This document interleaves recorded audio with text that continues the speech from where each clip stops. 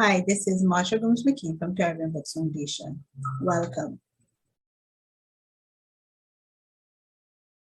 Today is the last episode of our 2022 conversation series. Thank you to all the speakers. As we round up the series, Latoyaa Roberts from Tobago will speak to you on things to consider when choosing an editor. Latoyaa is a communications consultant, editor, and freelance writer with her own consultancy. She will edit anything from full novels to poetry and can also help you with promoting your books. The information is available on our website and will be placed in the comments. She is also available via comments after. Welcome, Latoyaa. So today we are talking about how to choose an editor, which is a very important topic. At least for me, that's one thing I'm always looking for, an editor that matches my self-published book. So I know a lot of people are very much interested in this topic. So Latoyaa, you can tell us about how exactly should we choose the right editor? Thanks, Marsha, so much for having me here today. I think everyone always think about editors. And I think the first question that really comes to mind is, at what stage of your writing process do you need an editor? And for me, that question is a very open-ended question because everyone have different writing processes. Some persons only need an editor once they have completed writing their manuscript and they're ready to go to the publishing process and they really want to have everything neat and tidy and down pat. And in a case like that, you need an editor just to really look at your development of your story, look at your grammar, look at the overall layout and the impact that you want in your story. And I think that is the most easiest thing that you can do in terms of getting an editor and the services that you might need. On the other hand, there are some people who want to write a book and they have plenty ideas in mind. They have a lot of things written down in a book or a notepad on the computer, and they need to put it all together. That's true. And in a case like that, you more need a development editor, someone that's going to go through chapter by chapter, paragraph by paragraph, idea by idea, and make sure the whole book is a bit more cohesive. And in that case, that sort of editing is a bit more costly. That sort of editing will require you going through a longer process with the editor because you're going to have a lot of back and forth as you develop your piece of work. And that, to me, that kind of editing really needs to be sure that you have somebody who is a good match for you. Because in that case, this is where you're basically developing your story. And you need to make sure that that editor understands your perspective, your thoughts, your ideas, your feelings that you want to bring out in that story, because your story is not that cohesive as yet. And in that case, you want to make sure that you are comfortable with the person that you choose, that the person understands the genre of writing that you want to do, the tone, the feeling that you connotate in that piece of work, and the person really gets you. So for me, the stage at which you choose an editor is really up to where you are in your writing process and your writing style.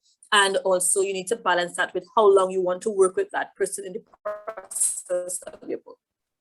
If you're pretty much finished with your book and you had a few friends who already proofread it and you have very good substantive work, I think you only need to work with an editor for about a month or even less. But if you are with ideas all over the place and you have bits and pieces of papers and bits and pieces of chapters, you probably need a longer time with an editor while doing your book. And that could take you from 3 months all the way to a year. So it really depends on where you are in the writing process stage, I will say. Yeah, and sometimes you have to be willing to change it, because sometimes you might think you don't need a developmental editor. And then when you start to do it, I think you have to be willing, as a writer, you have to be willing to also say, you know what, I need the extra help. Because sometimes you get something and you feel like it needs developmental work, and the person is only asking for proof. So that's also an issue. Yeah. And that brings me to my next question, which has to do with, are there different types of editing? And how would you know which one you need? And yes, the honest truth is there are different types.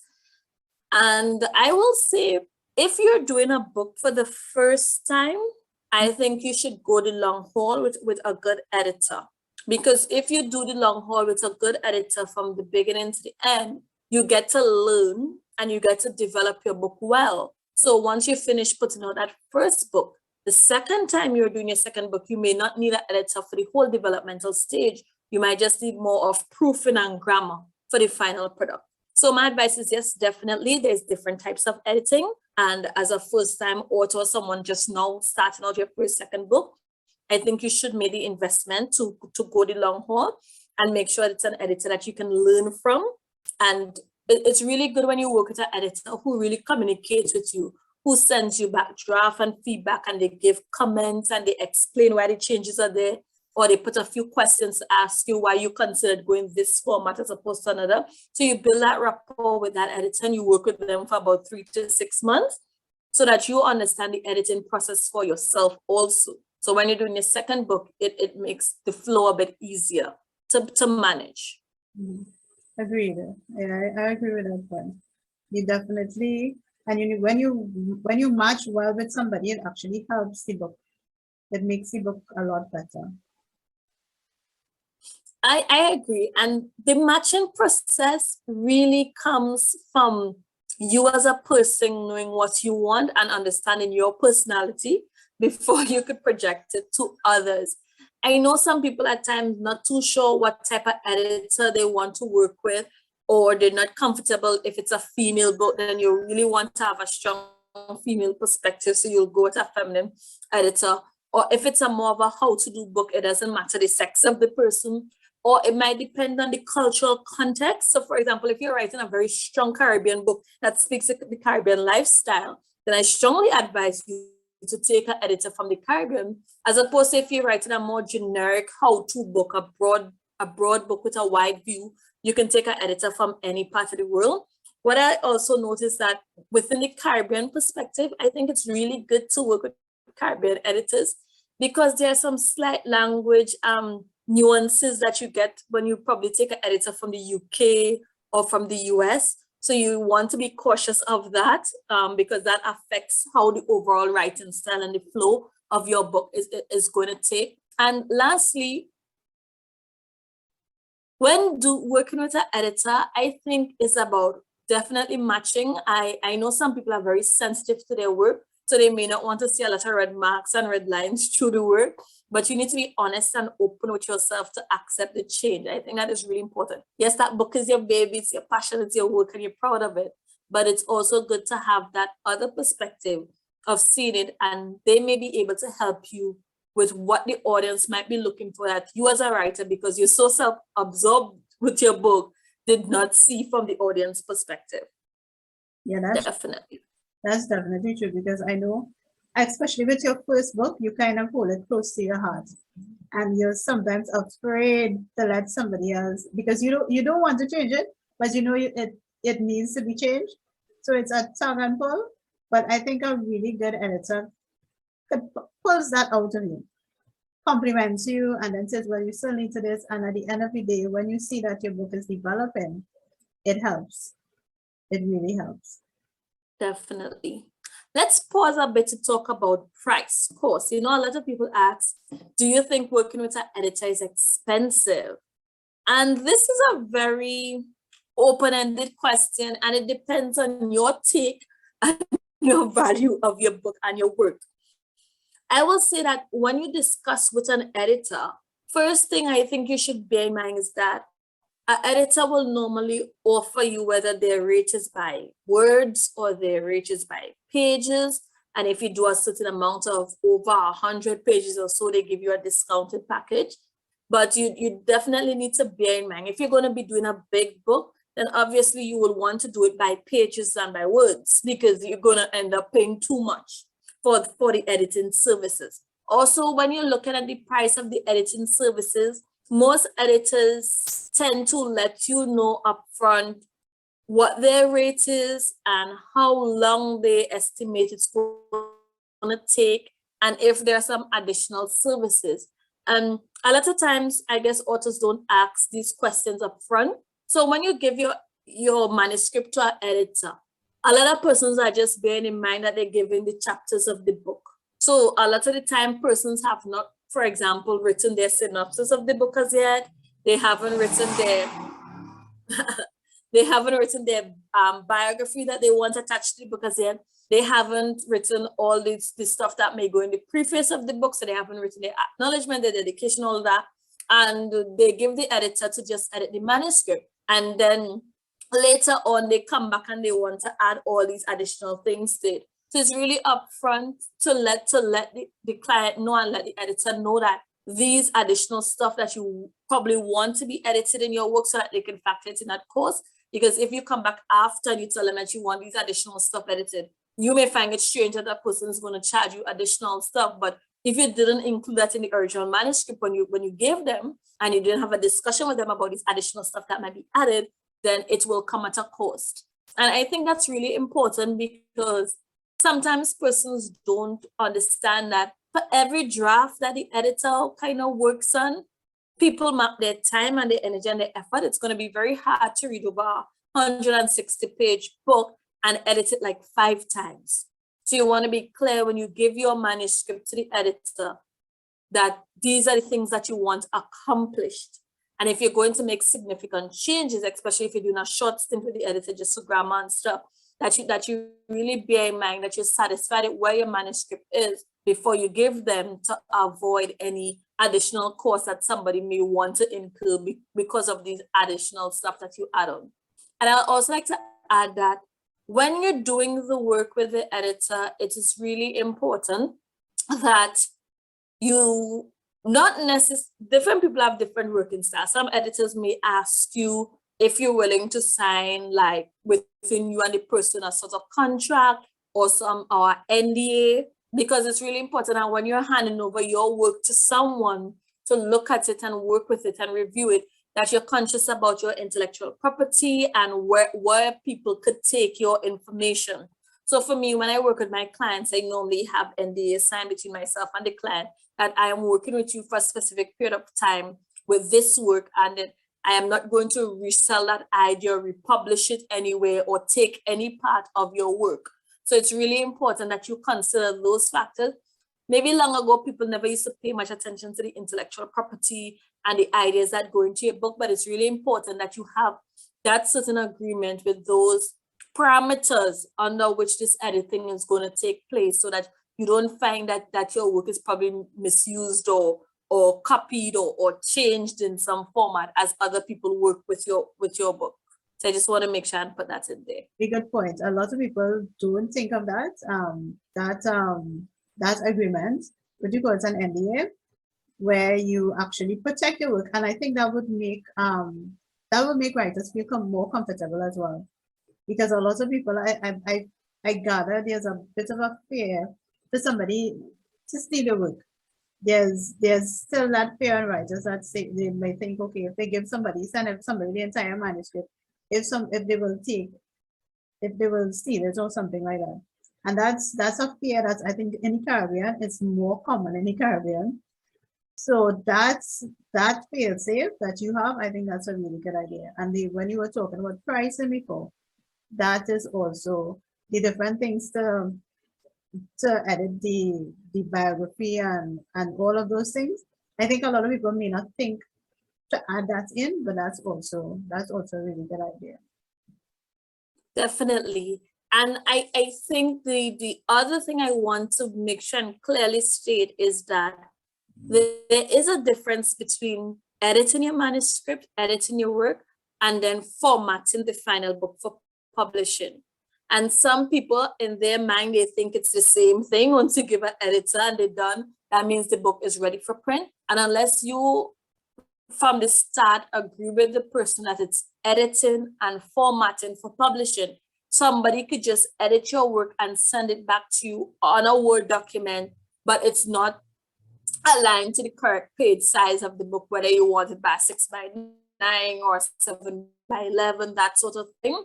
They probably didn't adjust the margins because they're just reading the text. That is what editing is. It's just about reading the text there is. So it's very clear that when you're doing your agreement with whoever you decide to go forward with an editor, clarify if that includes the final formatting for publishing, because formatting is actually a separate course from the editing. Because, for example, if you're going to format a book for print, that is where you're going to now include your page numbers, your chapter numbers. You're going to make sure whether the person wanted indented style or block style. And that does not necessarily come with the editing course unless you state that up front. Especially if the same person that you're using to edit the book is not the same person that's going to help you to publish the book, then the editor does not necessarily have to provide those services for you. So I just want to also make a note of that. Yes, definitely. I think a lot of writers, they have to understand what editing is, exactly what they're going to get from it, and the fact that you have an agreement beforehand, that helps clarify exactly what is going to happen in that relationship. And the last question I really want to touch on has to do with, when do you know your book is complete? When do you know it is finished? That's a big one. And honestly, even as an editor, you need to be professional enough to your client to let them know that, okay, this is suitable, this is it, it's good, it's ready for market. Because the truth be told is that the creative industry, your mind could go anywhere. Your story could just be going on and on and on. There could be different formats and look for your story, your book, your piece of work. But there comes a time when you're satisfied that this piece is good enough for market, it's good enough for the audience, and you need to be able to explain to the client and justify when it's finished. Now, I'm not at all going to encourage shady work. So if the client found that the book wasn't edited to their standard or whatever you agreed on, you definitely need to review it and provide that support for whatever changes is being made. But there will come a time where you can't be editing forever. You just need to say that this is good. This product is good for the market. You have covered most of your grammatical errors. The sentence structures and the flows are fine. This is something that's readable. It's something that's presentable. It's something that could go out to the wider market for consumption. And I think as a professional editor, when you do it over and over again, you really come to that level of knowing when this is excellent work and when this work still needs more to bring it up. But I think as a first-time author, you never really know when your work is done. So that is where you also need to really trust the advice of your editor. If the editor says, this is decent, this is solid, this is strong, once you build that relationship and you're able to trust that advice of the editor, because that is the reason why you are hiring or paying or working with an editor in the first place, for that person to let you know when your work is sufficient and when it's completed. Okay, that's a wonderful point, because I could write on and on and on. And I could, after 2 years, I could read a book and add to it. So sometimes I'll be like, I'm not going back there, because I know that I am tempted to do that. That is actually me. That definitely what you said that is me right there. I'll have a book and I'll go twice and I'll be like, I could have done this and I could have done that, and I can say, no, leave it. You cannot. Just leave it right there. So there's really, sometimes you really need somebody to tell you, okay, it's good, and just stop, because you have other books. You can have others. You can have another series. You can extend it. So at some point in time, you have to stop, move on, and maybe editor could show you where you could get a series out of the book instead of one book. Instead of one book. Agreed. Some other things that I want to talk about, it's not necessarily like really important, but it's probably the little things that might make a writer not want to or work with an editor. One, I believe that once you're going to work with an editor, you definitely need to ask them for previous work so that you can see work that they have done. That is really important. I believe that really helps to solidify the work that you're going to do with the client. For me, a lot of my editing work actually come from referrals. That is good. Once you do good work for somebody, then they keep referring you, and that goes a long way because you build the credibility and you build the trust of the people that you work with. Also, I think when you decide to work with an editor, especially if people are going through the self-publishing process, there should be an agreement on if the editor is going to be mentioned in the title of your book, on the cover page, in the copyrights, the acknowledgement page, etc. You really clear the air on that. You can't just assume just because you edit somebody's book that they want your information and your name to be there. So that is something that you definitely need to, and if they're going to acknowledge you as the editor of the book, that is important. And then lastly, I think it's just about how picky somebody may be. When you edit a book and you really look at someone's manuscript, I always try to put myself in both the writer's position and also in the market position, the persons that are purchasing the book, and try to find that middle ground, because most times it's really hard. I just think, honestly, from my opinion, it's really hard to satisfy the both, because what an author will want for their personal book versus you when you're an editor, when you're reading, if you were writing a book, you might have written it a bit differently. And then you also need to look at what the audience wants. And many times I tell my clients to go find similar books along the same theme, similar books along the same style, and refer me to the copy of that book so I can see what kind of audience, what kind of voice, what kind of style you want for your book. Because if it's left up to me, then yeah, the book might totally change to be something different. So it's really good as an editor if you're able to let your client direct you to a similar book or a similar style, so that when you're editing, you kind of have that context in mind to edit. It makes life a bit easier for an editor, because if you don't really have a set pattern or a set design to follow, you could find yourself just being frustrating editing somebody's book because you're not too sure where the direction is going and the final look and feel. So I think that is just a tip to make life easier as an editor. Let the client guide you to a previous book that they read that has that voice, that market audience, and really shapes what they may be looking for in their book. True, that's true. I like what you said about referral, and editing is really it's a lot of referral, because writers always ask somebody else's opinion. They always say, give me somebody who somebody you work with, because they want a really good experience. So editing is really a lot of referral. So as we close, it's one overall tip that you think is the best tip out for editing. For choosing an editor. I think the most important thing is finding that match. I think once the personalities match and you're comfortable with the person that you're working with, there may be disagreements in between, but because you have a match with that person, you'll find a way to work it out. Definitely finding that personality match is important for any writer when working with an editor. Everything else will fall into place once you have that personality match, I believe. I think so too. Yeah, because as a writer, I always look for a good match as well. Definitely. Mm-hmm. Thank you so much, Marsha, for chatting. I think this was a good discussion, and I do hope that the persons that are listening on are really able to learn a lot from the tips and the information that was shared today. Yeah, and I hope a lot more people hire editors. I think sometimes people think it's very scary to just get somebody.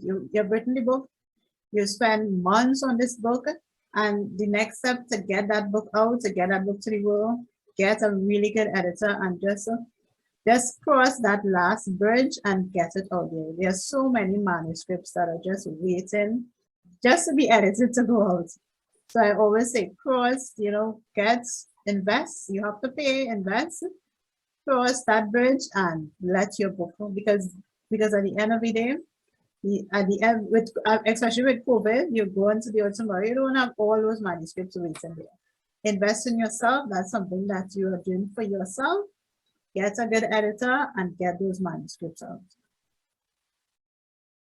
That was a wonderful presentation. Thank you so much for tuning in. Please remember that the presenter will be available to answer questions in the comments. And if you would like to get on our resource listing, you can get us at our email at caribbeanbooksfoundation@gmail.com. Thank you again for coming. See you next week.